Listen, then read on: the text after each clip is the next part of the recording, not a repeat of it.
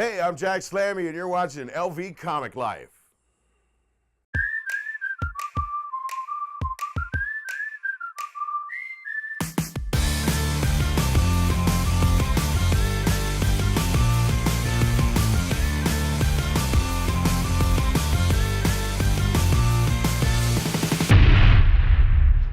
My name is Melvin Washington Jr.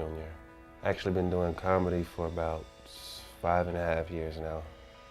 Over the years, my name has changed. I used to go by Keyboy Melly, but now I prefer to go by Melvin Washington Jr.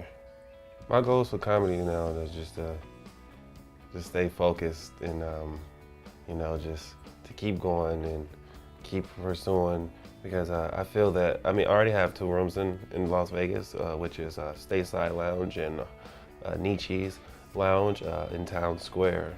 But the goal is to just be a better comedian, be a better person, and try to get far as I can with the, with my acting and stuff like that. So. How y'all feeling, Nietzsche?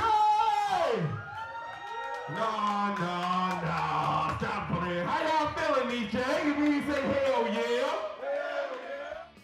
With running 2 rooms, it's not easy, but it's the next step to getting better with your stage presence. And as for work, we all gotta work. We gotta pay them bills. So I just work hard. Get about 3 hours of sleep, but you gotta do what you have to do to be successful. I do comedy for the love of it. I love making people laugh and just giving people that joy. And with every day you should have laughter, because what's life without laughter? You gotta have fun. So I'm glad I got the gift to, give to people to just keep them laughing, keep them happy, keep them smiling.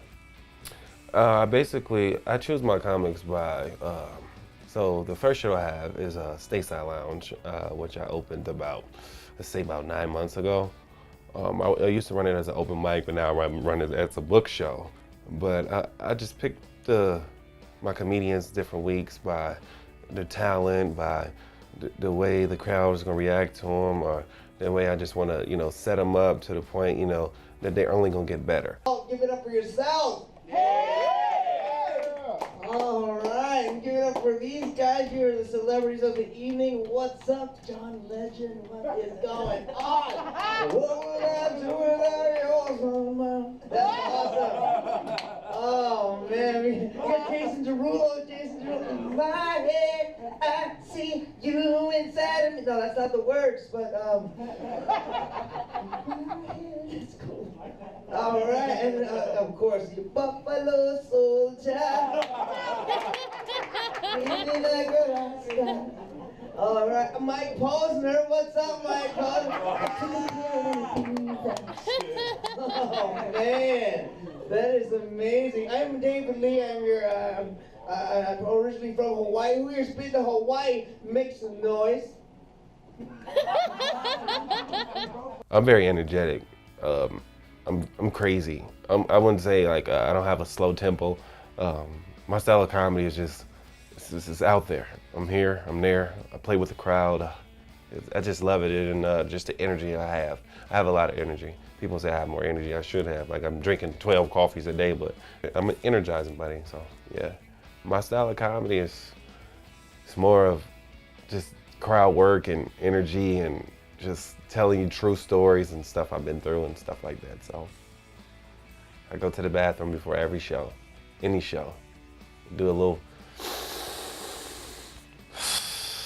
let's get it. It's time to go get it. I hype myself, let's go get it. And then I go get it. See, we have fun.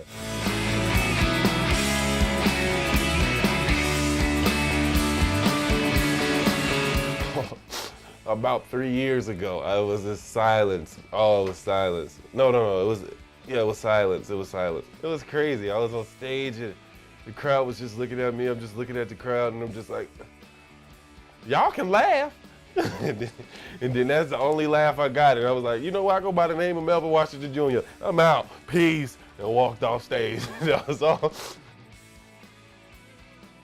The major difference between running a show and just performing in the show, running a show I feel is way more harder than, you know, just coming to a venue and doing a live show. Running a show, you have to make sure all your comedians is happy, your hairliner is happy, your featuring is happy.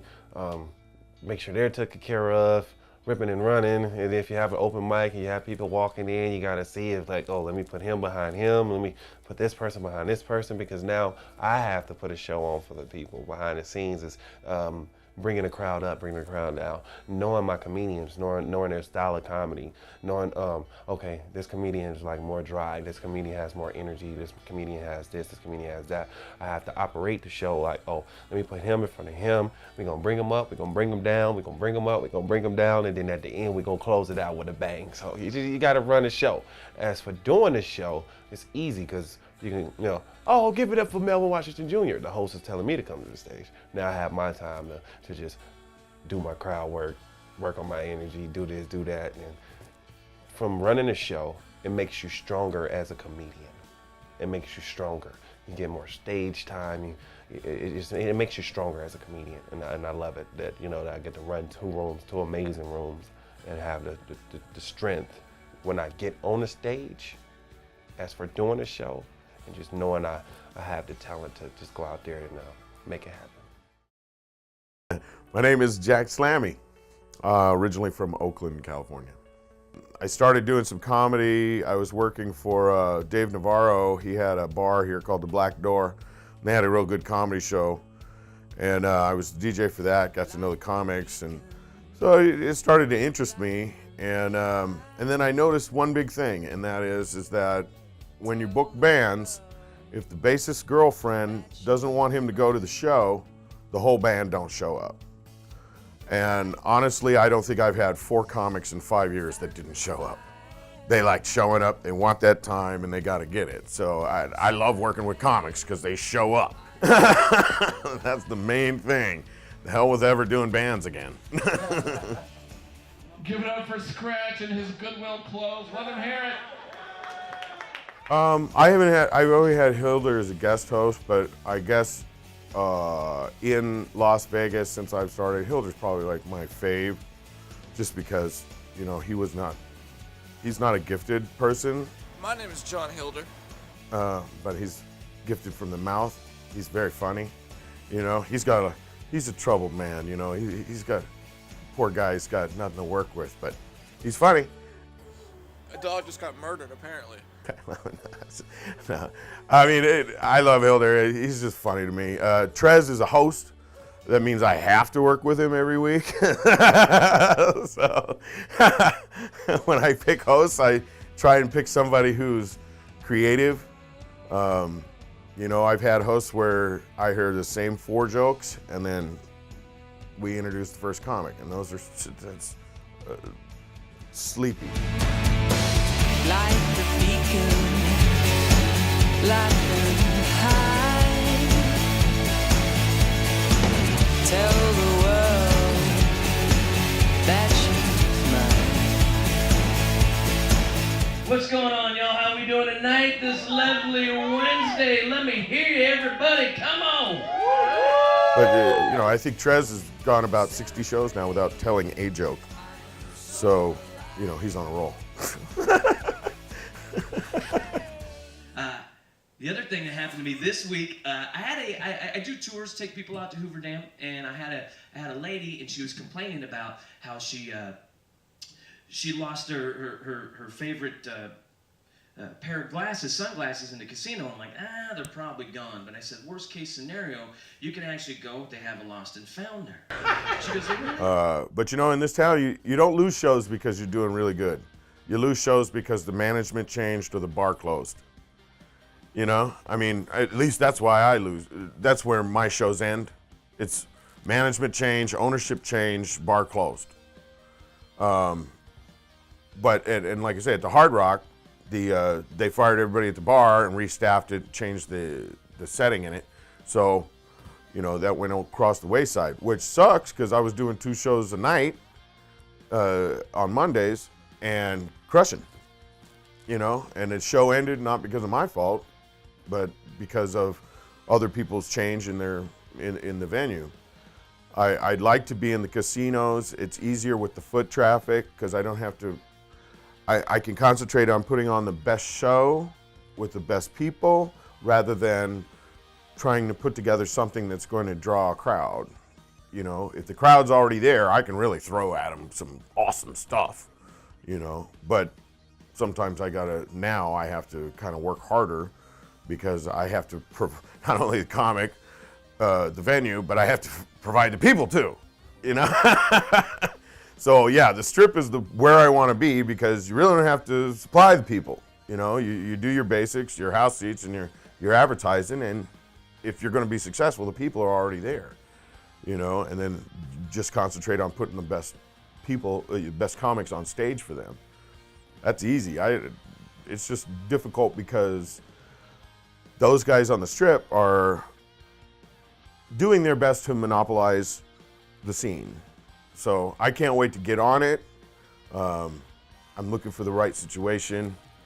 You know, just trying to find the right people to make it happen, that's all. One thing in comedy I realized, you can't put up your friends all the time. You know, your closest compadres, the 4 or 5 guys you hang with all the time, can't put them on stage every night. And if you do, you're just kind of burning the room, you know? I mean, people want to see variety, they want to see new people, they want to hear new jokes, they want to this, that, and the other. And locally, you have people on and off the Strip that keep putting up the same people for no reason.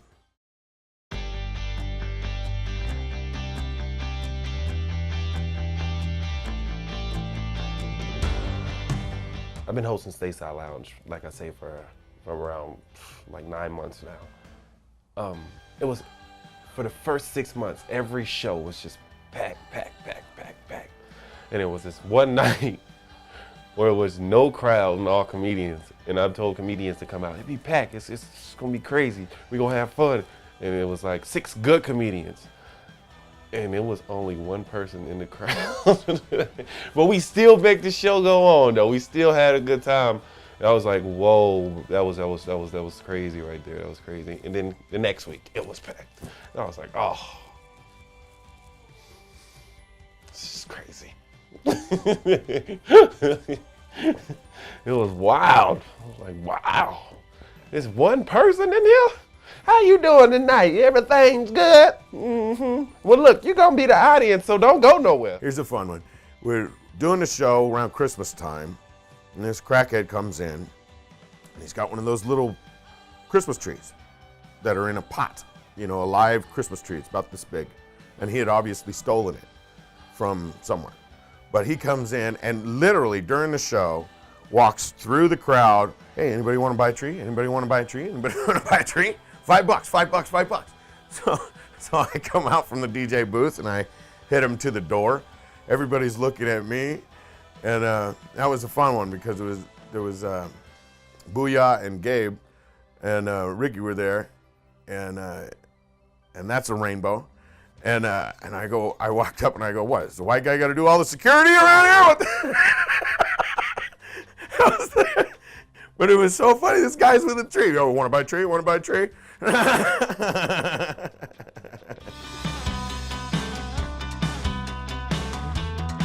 Having a room off the Strip is hard because simple fact, I'm on Martin Luther King in Washington, downtown area, and people don't like coming down there, so I have to work extra hard to get people to come down there. I want people to come to the venue. Come up to the venue. It's a nice venue on the inside. It's colorful. It's very colorful, and it's good. It's a good environment. I mean, I know it's homeless people sleeping outside, but you know what I'm saying? Give them a cheeseburger or something, and then bring them into the show. We're gonna have a good time. But doing a show that's on the Strip, I feel like it'll be more easier because you have more, opportunities to pass flyers out. People feel more comfortable. So that's why I got a room out at Town Square to bring more people that's generated on the Strip area to this venue. So I'm on both sides of Las Vegas Boulevard. I have 2 rooms that's on on this side of Las Vegas Boulevard and on this side of Las Vegas Boulevard. I don't think there's anything negative about more shows. Just the quality has to stay up. My shows are off the strip. If you're on the strip, that's a totally another world. It's like you played Mars and then you're gonna go play Pluto when you do my show. I think shows on the strip are, it's easier to make people laugh because laughs attract laughs. So say if you're in a dive bar or a dive hole or, you know what I'm saying, one of my, like my lower venue, which is Stateside Lounge, but both of them is equal. The worst thing I've ever dealt with, I think, was probably one comic on stage was playing with the audience and one of the audience members pulled a knife. Which is funny because the comic pulled a gun. So it was like the worst and the funniest, you know? And how do you get funnier than that? You know what I'm saying? Neither one got used. But it's very funny when somebody who was a biker and was patched pulls out a big blade and then, you know, here comes this 9mm and you know.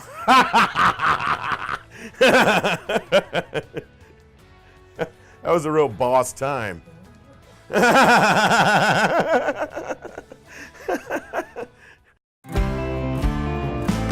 With bringer rooms, I feel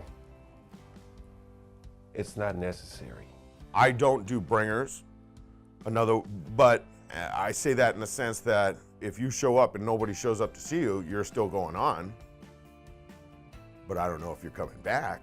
You have talent. If you have a venue and you want people to get up there and do their craft. I do book people that bring people, because I have to, you know. But bringer shows, I don't see it. I don't see why I would do that. I feel that I don't ever want to be that type of person to say bring a room. I have to be the type of person to go out and fill my venues up, to show people these different talents that's around the city. And boy, I would be just the worst person in Vegas if I did that. You know, comics don't like bringer dudes, you know, they don't do bringer shows. And I think, you know what, there's also a lot of not very funny comics that can bring 20 people. That's amazing. No, not even the first time, they bring them every time. But I can't stomach to listen to them because they're not that damn funny. But they still will show up with 20 people, you know, so if I could fit it in, I will fit it in. But as far as like, oh yeah, let me get somebody funny, I don't think of them, you know. But there are people, and I don't know if it's because of family or because of friends or because of how they hook it up, but there are comics who aren't awesome who can get 20 people out to a show.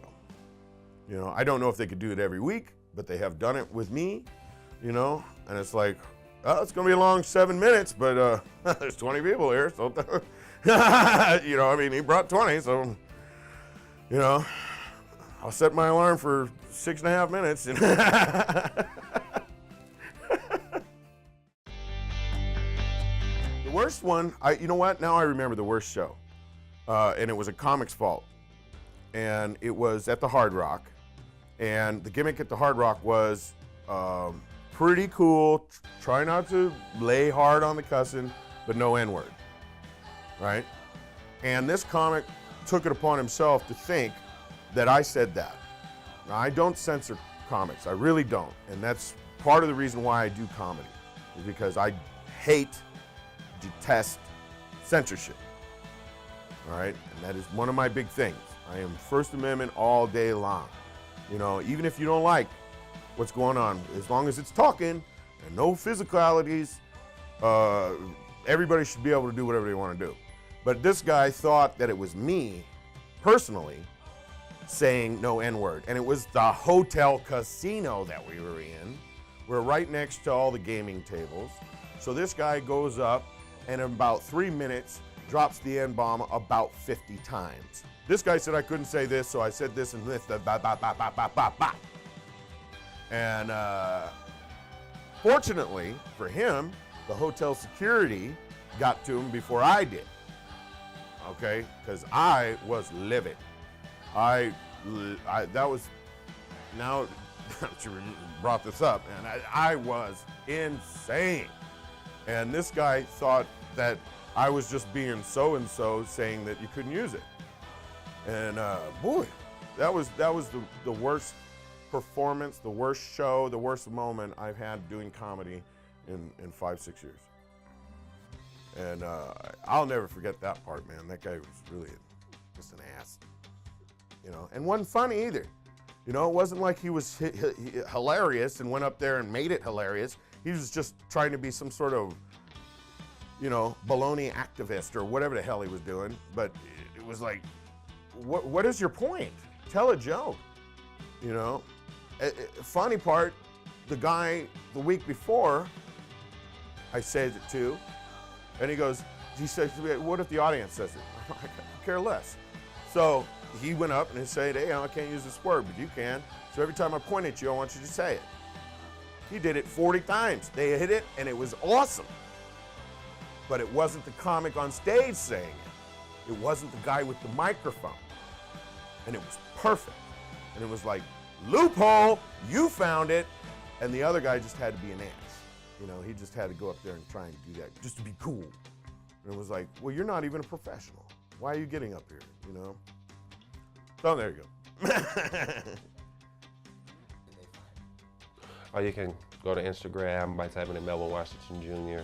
and also Facebook by typing in Melvin Washington Jr. All social media. YouTube, if you want prank calls and you just want to have yourself a decent laugh for your belly, all you gotta do is type in Keyed Boy Comedy or Keyed Boy Melly. KEYDBOYMELIE. Once again, KEYDBOYMELIE. And get on there and get you some laughs, baby. Yes. If people want to check out any of the shows from Slammy shows, any of the Laughter Hours shows, the best way to get it is Laughter Hours Las Vegas on Facebook. That's LAFFTER, Laughter. Also Slammy shows on Facebook, Twitter, Instagram. You know, so if you want to see Jack Slammy show, that's, you know, check out Slammy shows on all those three. If you just want to know about comedy or where can I get on the mic, you know, please contact me. I'll be happy to tell you.